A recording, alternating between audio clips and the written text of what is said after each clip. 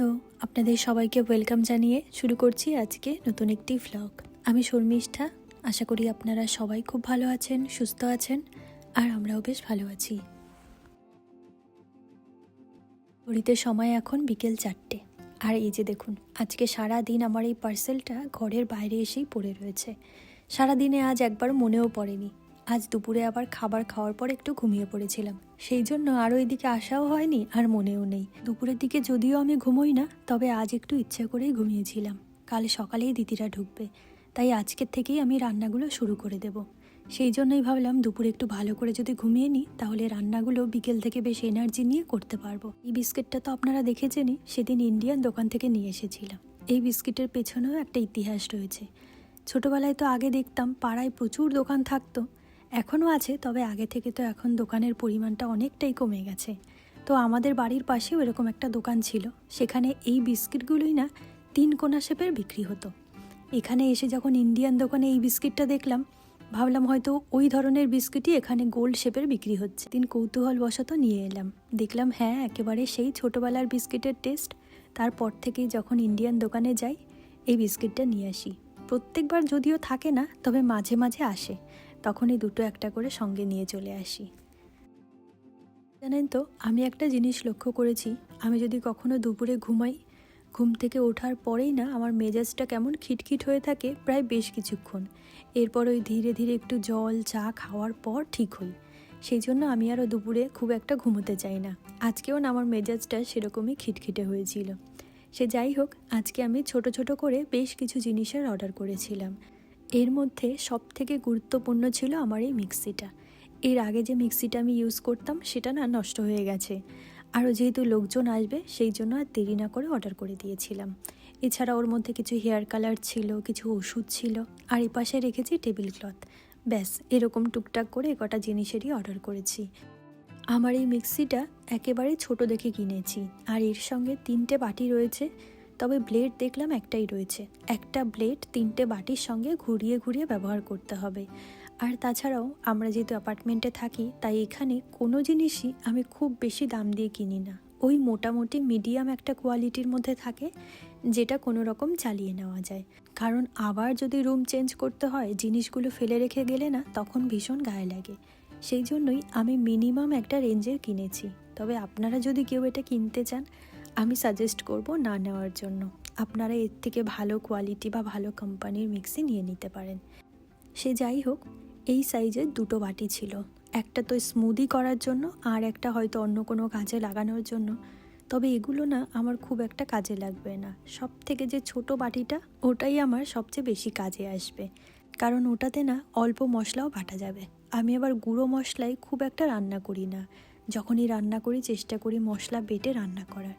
যদি কখনো তাড়াহুড়োর মধ্যে থাকি তখন আবার আলাদা। সেই জন্যই বললাম ছোট বাটিরটা আমার আরও বেশি কাজে আসবে। আর ওই যে দেখুন, এক একটা করে বাটি বের করছি, আর ওই যে ব্লেডটা লাগানো রয়েছে একটার মধ্যে, সেটার থেকে খুলে খুলে এইগুলোতে লাগাতে হবে, আর ওইভাবেই ওগুলো এক একটা ব্যবহার করতে হবে। আমার আগের মিক্সিটা এমন সময় নষ্ট হয়েছে, তখন থেকে ভাবছিলাম যে অর্ডার দিলে ঠিকঠাক সময় মতন এটা পাবো তো। একটু টেনশানে ছিলাম, তো যাই হোক, হাতে যখন পেয়ে গেছি অনেকটাই শান্তি লাগছে। তো চলুন রান্নাটাও খুব তাড়াতাড়ি শুরু করে দিই। রান্নাগুলো আজকের থেকেই শুরু করব ভাবছি। কাল তো দিদিরা অনেক সকাল সকাল চলে আসবে, তাই দিদিরা আসলে আর ইচ্ছেও করবে না যে রান্নাঘরে গিয়ে রান্না করি। হাজার হলেও এত বছর পরে দেখা হচ্ছে, একটু গল্প করব না? সেই জন্য ভাবলাম আজকে বেশিরভাগটা রেডি করে রেখে দিই। আর এদিকে আপনাদের সঙ্গে গল্প করতে করতে আমার চাটাও অর্ধেকটা ঠান্ডা হয়ে গেছে। আর বিস্কিটটা না অসাধারণ ছিল, একেবারে সেই ছোট্টবেলার কথা মনে পড়িয়ে দিল।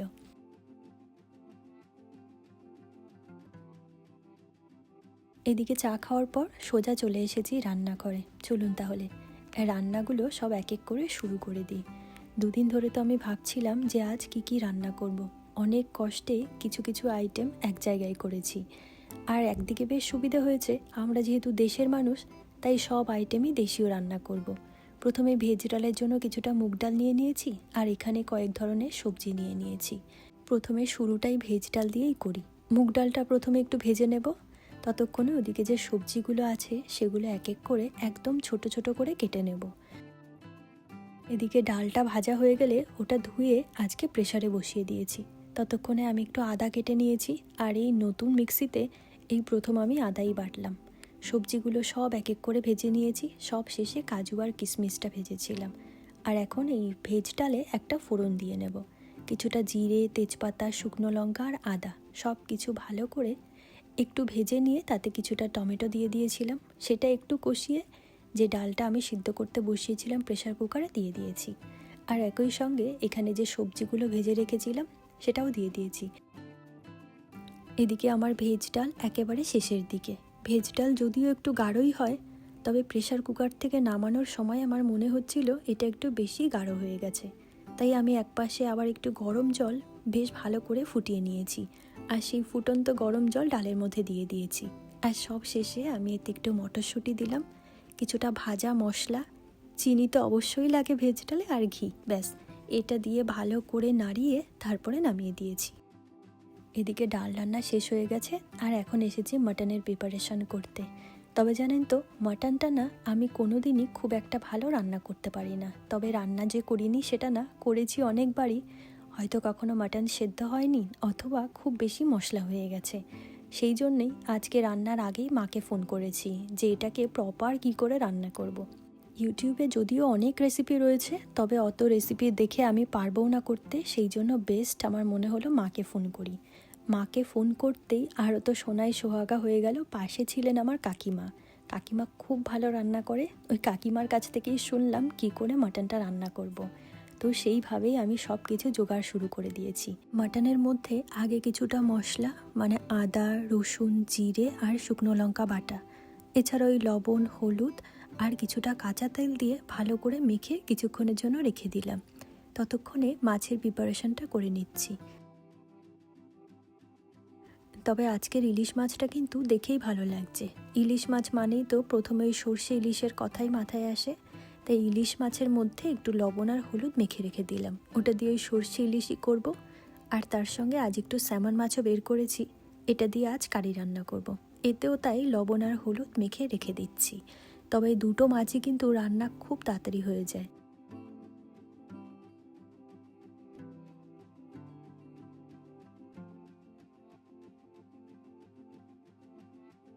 দুটো মাছই আমি এদিকে লবণ আর হলুদ মেখে কিছুক্ষণের জন্য রেখে দিয়েছিলাম। প্রথমে ভাবলাম এই সর্ষে ইলিশটাই রান্না করি। তাই ইলিশ মাছগুলোকে এখন খুব হালকা কোনো রকমে এপিট ওপিট করে একটু ভেজে নেব। আর আজকের এই সর্ষে ইলিশটা না আমি পুরোটাই সর্ষের তেলেই রান্না করছি। হাজার হলেও সর্ষে ইলিশটা সর্ষের তেলেই বেশি ভালো লাগে। সে যাই হোক, এদিকে আমার মাছ ভাজাটা হয়ে গেছে। আর এখন ওই একই মাছ ভাজা তেলের মধ্যে আমি কিছুটা কালো জিরে ফোড়ন দিয়ে দিয়েছি, আর কিছু ছোট্ট টুকরো করে টমেটো কেটে রেখেছিলাম। এই দুটো এখন ভালো করে একটু কষিয়ে নেব। সব কিছুকে ভালো করে কষিয়ে নেওয়ার পরে সর্ষে ইলিশের মেইন উপকরণ যেটা সর্ষে, সেটা আমি আগে থেকে বেটে রেখেছিলাম। ওই একটু কালো সর্ষে, হলুদ সর্ষে, সেটাকে দুটো কাঁচা লঙ্কা আর লবণ দিয়ে পেস্ট করেছি। আর তাতে কিছুটা হলুদ মিশিয়ে নিয়েছি। ব্যাস ওই পুরো মিশ্রণটা এখন আমি এর মধ্যে দিয়ে দিলাম। আর খুব বেশি জল দিইনি, বাটিটা ধুয়ে সামান্য একটু জল দিয়ে দিয়েছি। একটু ফুটে আসার পর এক এক করে যে মাছগুলো ভেজে রেখেছিলাম সেটা দিয়ে দেব।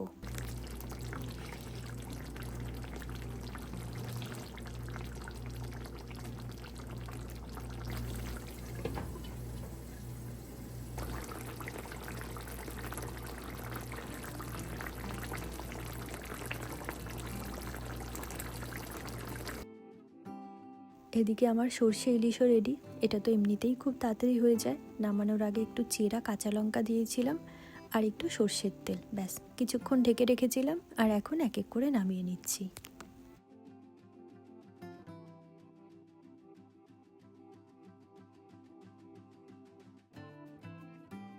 এদিকে ইলিশ মাছটা রান্না করতে করতে একপাশে আমি স্যামন মাছটাও রান্না করে ফেলেছি।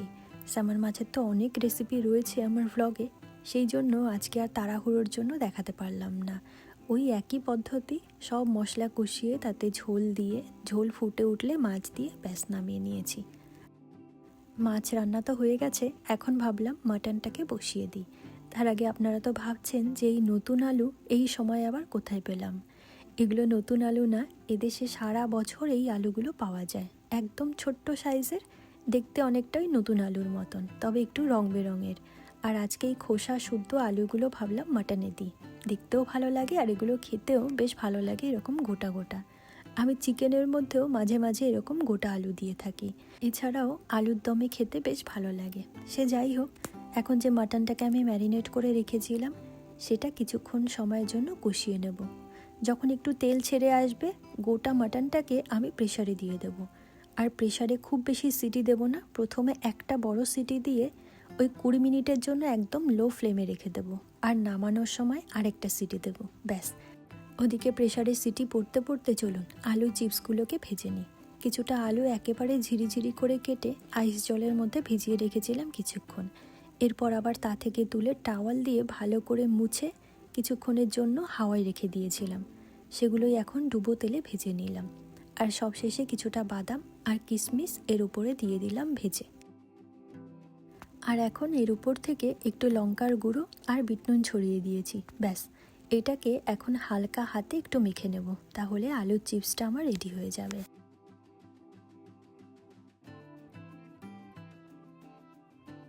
এদিকে আলুর চিপস নামাতে নামাতে মাটনটাও এখানে রেডি হয়ে গেছে। মাটনটাকে যখন কষিয়েছিলাম, কষানোর পরে ঝোল দিয়েছিলাম একটু বেশি করে, তা থেকেই কিছুটা ঝোল আবার প্রেশারের মধ্যেও দিয়েছিলাম। আর এখন দেখুন কি সুন্দর ঝোল, তেল, মাটন সব কিছু আলাদা হয়ে গেছে। আর বাকি যে ঝোলটুকু ছিল সেটুকু আমি কড়াইয়ের মধ্যে আলু আর রসুন দিয়ে একদম লো ফ্লেমে কষাচ্ছিলাম। আর এখন মাটনটাকে সরাসরি সেই ঝোলের মধ্যে দিয়ে দেব, ব্যাস। এবার আরও কিছুক্ষণ এই ঝোলের মধ্যে আমি ফুটিয়ে নেব।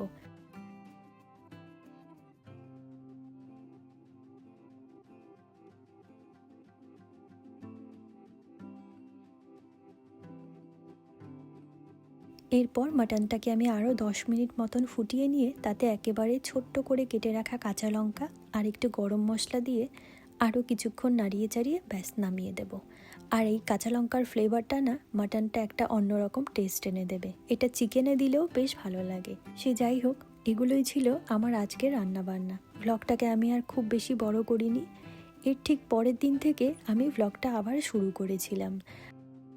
আর এটা ছিল ঠিক তার পরদিন সকালবেলায়, মানে যেই দিন দিদিরা আসবে। এর আগের দিন আমি রান্না করে উঠতে উঠতে ঘড়িতে দেখি তখন প্রায় 12:30টার মতন বাজে, তাই আর ভ্লগটাকে শেষ করতে পারিনি। সে যাই হোক, আজকে ঘুম থেকে উঠেছি আমি 9টার সময়। ও যদিও অনেক সকালে ঘুম থেকে উঠেছে, তবে আজ আমি একটু ইচ্ছে করেই দেরি করে উঠেছি। আর ওঠার পরেই দিদিকে একবার ফোন করেছি যে তোমরা কত দূরে আছো। দিদি বলল তুই ধরে রাখ, আমাদের আজকে আসতে আসতে প্রায় 1টা-1:30 বাজবে। কি আর করব, মনের দুঃখে আমাদের বাকি কাজগুলো শুরু করলাম। আরও ঘুম থেকে উঠে দেখছি আজকের ওয়েদারটা বেশ সুন্দর, এত সুন্দর রোদ উঠেছে। তবে বাইরে কিন্তু খুব ঠান্ডা। বাইরে আর আমার যে গাছগুলো ছিল সবই প্রায় মারা গেছে। একটা লঙ্কা গাছ এনে ঘরের মধ্যে রেখেছিলাম, সেটা তো আপনারা দেখেছেনই। আর ওই লঙ্কা গাছে যেমন লঙ্কা হয়েছে তেমন এসেছে নতুন ফুল। কি যে মায়া লাগে গাছটাকে দেখে। বাইরে ঠান্ডায়ও রাখতে পারি না, আর ঘরের মধ্যে তো একদমই হাওয়া নেই, তবুও গাছটা খুব ভালো ফল দিয়েছে। এই যে দেখুন, গোটা গাছটায় লঙ্কার কারণে দুটো ডালই একেবারে ঝুঁকে পড়েছে। আবার কতগুলো লঙ্কা গাছে পেকেও রয়েছে, দেখেছেন? এর আগে তো আমি কয়েকটা পাকা লঙ্কা তুলে খেয়েছি, আপনারা দেখেছেন।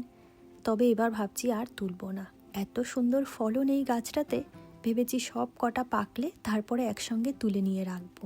এবার এই লঙ্কা থেকে কয়েকটা বীজও রাখবো ভেবেছি। আরও ওই দিকটাতে দেখুন কত ফুল এসেছে।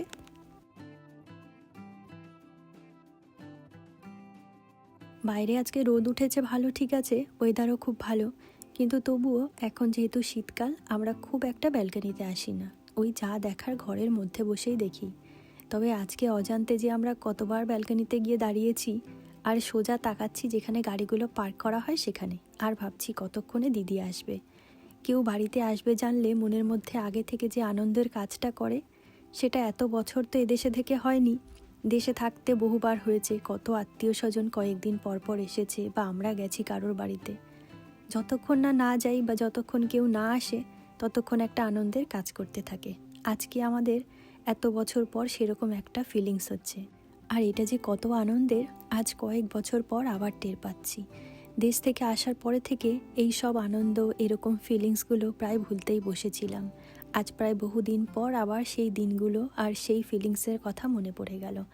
আর তাছাড়াও এখন তো নিজেকে খুব লাকি বলেই মনে হয়, এই বিদেশ বিভুঁইয়ে দূর দূরান্ত পর্যন্ত যেখানে কেউ নিজেদের লোক থাকে না, সেখানে আমার একজন নিজের লোক রয়েছে আমার খুব কাছে।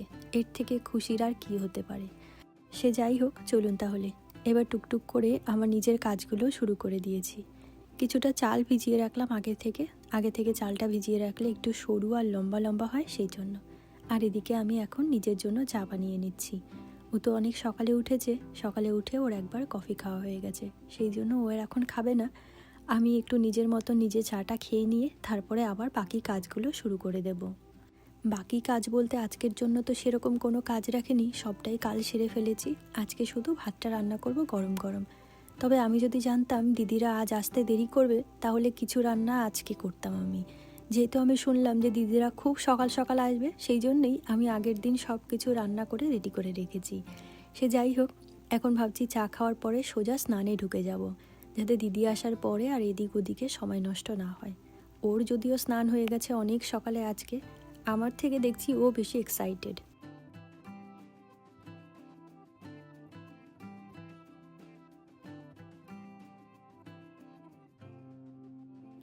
এদিকে চা খাওয়ার পর আমার আরও কিছু টুকটাক ওই ঘরগুলো গোছানো ছিল, সেগুলো একটু গুছিয়ে নিয়ে সোজা স্নানে ঢুকে গেছিলাম। এরপর আমার পুজোটাও দেওয়া হয়ে গেছে, আর এর মধ্যে ভাতটা বসিয়ে দিয়েছিলাম, সেটাও হয়ে গেছে। আজ যেহেতু দেশ থেকে মানুষ আসবে, তাই ভাবলাম একটা চুড়িদার পরি। চুড়িদার ঠিক না, এটা একটা কুর্তি, খুব কমফোর্টেবল। এটা আমি আগে বহুবার পরেছি, তাই ভাবলাম আজকেও এটা পরে নিই। আর এদিকে দিদি ফোন করে বললো ওরা নাকি রওনা দিয়েছে, তাই মনটা তো আর মানছে না, বারবার গিয়ে সেই ব্যালকনিতে উকি মারছি। কতক্ষণে যে সামনাসামনি দেখবো সেটাই ভাবছি, আর যতক্ষণ না না দেখবো ততক্ষণ যেন নিজের চোখে বিশ্বাসই করাতে পারছি না। সে যাই হোক, আরও জানেন তো, এদিকে সমস্ত কাজ সেরে প্রহর গুনতে গুনতে দেখি ঘড়িতে তখন প্রায় 2টো বাজে। ভাবলাম দিদিকে একবার ফোন করে দেখি কত দূর আছে। এদিকে শুনলাম রাস্তায় নাকি অ্যাক্সিডেন্ট হয়েছে, তার মানে তো আসতে আরও দেরি হবে। সেই জন্য ভাবলাম সব কিছু একবারে বের করে রাখি, যে বেলায় দিদিরা আসবে তখন তো এমনিতেই সবারই খিদে পেয়ে যাবে, তাই সব একবারে বের করে রাখি, আসার সঙ্গে সঙ্গে সব গরম করে দেব। তো যাই হোক, চলুন। এরও বেশ কিছুক্ষণ পর দিদির ফোন আসলো, আমরা নিচে আছি, তোরা চলে আয়। আমরা গেলাম দুজন মিলে দিদিদের আনতে। ওই যে দেখুন সবাই মিলে আসছে। এরপর না আমি আর ভিডিও করতে পারিনি, কারণ এতদিন পর দিদির সঙ্গে দেখা হয়েছে, তো একটু মন ভরে দিদির সঙ্গে কথা বলে নিলাম। আরও দিদি কিছু স্পেশাল জিনিস নিয়ে এসেছে, যেটা বারবার বুঝিয়ে দেয় যে আমার দেশের কেউ এসেছে আমাদের বাড়িতে। আপনারা দেখে হয়তো বুঝতেই পারছেন। পরের একটি ব্লগে আপনাদের সঙ্গে সব কিছু শেয়ার করব। সে যাই হোক, এটা হলো দিদির ছোট্ট একটা কিউট মেয়ে, আর পেছনে রয়েছেন মাসিমা।